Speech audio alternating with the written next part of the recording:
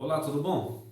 Hoje eu vou começar aqui uma série de vídeos, qual vamos falar sobre a utilização do scanner, a sua importância, o uso dela no dia a dia da oficina. Mesmo para você reparador que não trabalha com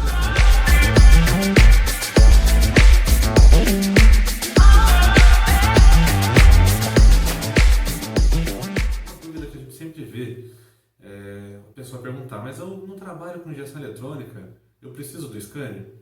Eu falo para você que hoje sim, porque a eletrônica invadiu o veículo, né? A gente fala invadiu dessa forma porque hoje tudo no veículo tem uma eletrônica introduzida, tem um módulo que controla, esses módulos se comunicam e tudo isso se faz necessário um scanner para auxiliarmos, ou digo até, não digo nem auxiliar, ele faz 70% do trabalho aí de diagnóstico.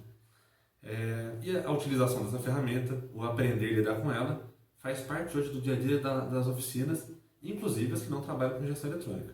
Vou citar um exemplo aqui, por exemplo, na parte elétrica. Tem veículos hoje que quando uma lâmpada queima, ele para de mandar sinal para aquela lâmpada, e mesmo você colocando uma lâmpada nova, se você não entrar com o scanner nele e avisar, vamos dizer, né, reconfigurar ali, excluir aquela falha, para a central entender que foi trocada a lâmpada, ela não volta a mandar sinal para aquela lâmpada. Isso, imagina, você trocou uma lâmpada e não acendeu, deixa às vezes a gente com o cabelo em pé, né? E um outro problema clássico na parte elétrica, aconteceu na oficina aqui um tempo atrás, tem um cliente meu que na época era um Gol G4, ele tinha esse veículo já há bastante tempo, se eu não me engano desde zero ele tinha tirado, ele percebeu que o comportamento já não estava legal. E foi indicado o nosso trabalho, ele foi lá nos procurar na oficina e relatou, né, que a marcha lenta não estava legal e realmente você sentia que ela não estava funcionando perfeitamente. Mas o veículo andava bem, tudo normalzinho, o restante das coisas. E quando nós aparelhamos esse veículo para ver, depois que ele deixou o veículo lá, comecei a fazer o princípio do diagnóstico sempre, a gente coloca um scanner, começa a fazer a leitura dos parâmetros, não tinha falha nenhuma no campo falhas. E pela leitura do parâmetros percebi que a tensão na central estava muito alta. E fui lá com o multímetro, medi também no alternador e vi que realmente estava alta. Mais alta do que o máximo que aquele alternador deveria trabalhar. Porque ele tem um mínimo, mas ele também tem um máximo para que a eletrônica minha funcionar corretamente.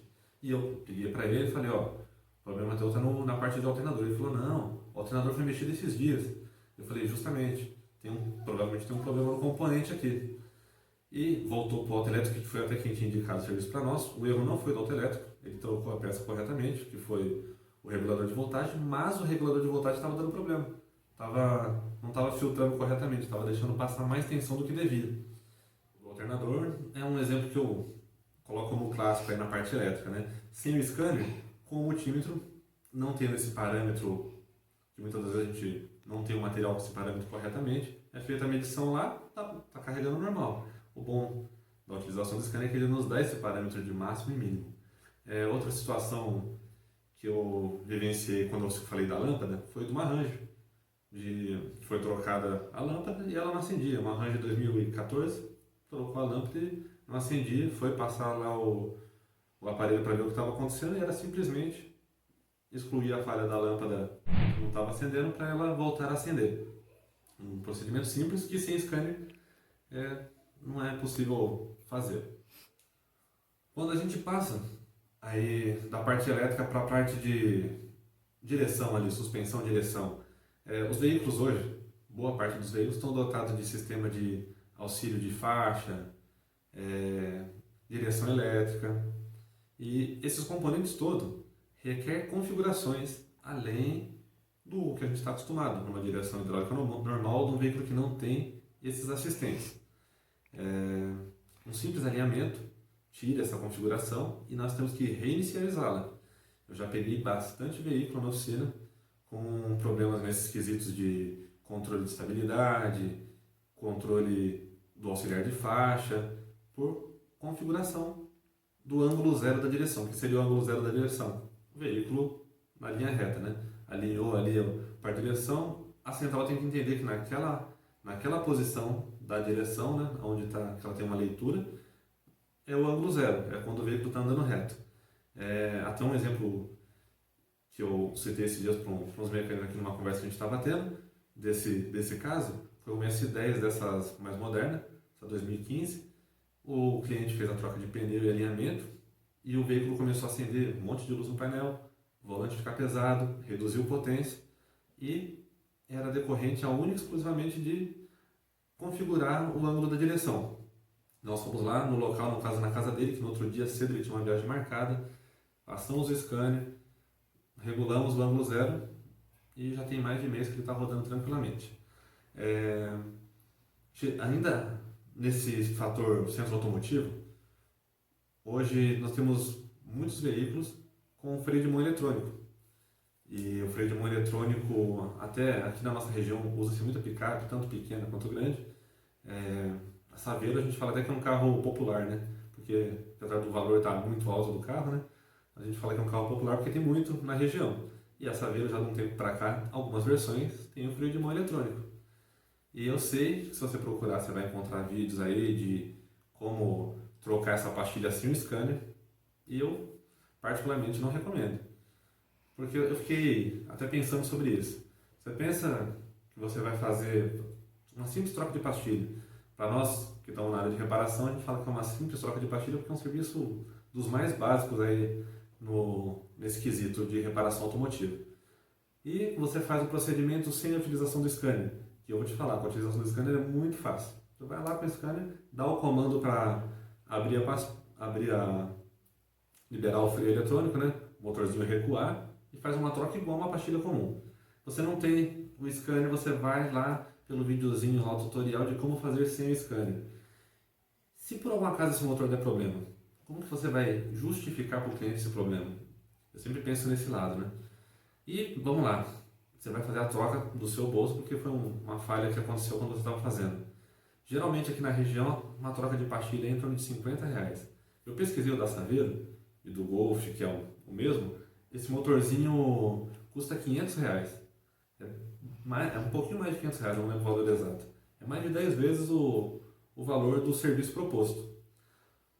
Nesse quesito, uma coisa que gera dúvida em quem não tem um scanner. Mas eu vou ter um scanner, que é uma ferramenta relativamente cara, um investimento que tem que fazer para trocar uma pastilha, e esse valor, né? Na verdade, o scanner vai te gerar um valor agregado no serviço. Você vai oferecer qualidade para o seu cliente, vai oferecer uma maior precisão numa leitura de alguns componentes dele, e você vai cobrar essa ferramenta. Por que vai cobrar? Justamente porque tem um conhecimento envolvido, tem um ferramental, a manutenção desse ferramental, e todo scanner, seja ele com mensalidade ou não, tem-se atualizações, tem-se uma manutenção dessa ferramenta. Então, vamos colocar aí, no caso da pastilha, para exemplificar. Quando eu vou trocar a pastilha de um veículo desse, nós cobramos a troca da pastilha mais a utilização do scanner. Você que trabalha com alinhamento, você vai fazer um alinhamento de um veículo que tem direção elétrica, é o alinhamento mais a utilização do scanner. Você vai ter dois serviços nesse veículo e o proprietário do veículo entende isso. Eu nunca passei pelo cliente me falar, mas por que você tem que cobrar o scanner? A pessoa entende que o veículo dela já é dotado de uma tecnologia que necessita disso. E falando em freio, de 2014 para cá, todo veículo em território nacional é fabricado com ABS. É outra coisa que dá muito problema. Ontem mesmo eu fiz um reparo em questão de ABS, coisa simples. O rapaz trocou um rolamento de roda do veículo em questão e começou a acender o ABS. Procurou nós lá para a gente passar o aparelho, porque onde ele tinha feito o reparo não tinha o scanner. Foi lá no sistema, passamos o aparelho, era só uma interrupção no chicote do ABS, que sem o scanner ia ser muito difícil de encontrar, porque o chicote era bem original do veículo novo, 2016. Se a gente não tivesse o scanner para começar a identificar de onde vinha esse problema, ia se ter uma grandíssima dificuldade, eu até não acharia. Em questão, que eu falei do ABS, era um caminhãozinho Volkswagen de entrega esses delivery, um 10160 no 2016. Porque hoje na oficina, nessa parte eletrônica, nós atendemos tanto veículo linha leve, quanto diesel e diesel pesado também. Isso é uma possibilidade que o scanner nos trouxe. Atualizamos ele e estamos fazendo esse atendimento também da linha diesel leve e pesada. Bom, Esse é o conteúdo inicial que nós vamos passar sobre scanner. Se você acompanhar nosso canal, nós vamos estar sempre postando uma dica técnica sobre a utilização do scanner, sobre as suas funcionalidades. Vai nos acompanhando, compartilha com seu amigo que é reparador ou que está estudando para trabalhar nessa área, tem desejo de trabalhar nessa área. Coloca nos comentários aí se você gostou do vídeo ou um tema que você gostaria que fosse abordado, alguma dúvida que você tem que você gostaria que nós abordássemos. Não esqueça de dar um like se você gostou, dando um feedback para nós aí sobre esse conteúdo, tá bom? Muito obrigado por nos ter acompanhado e até o próximo vídeo.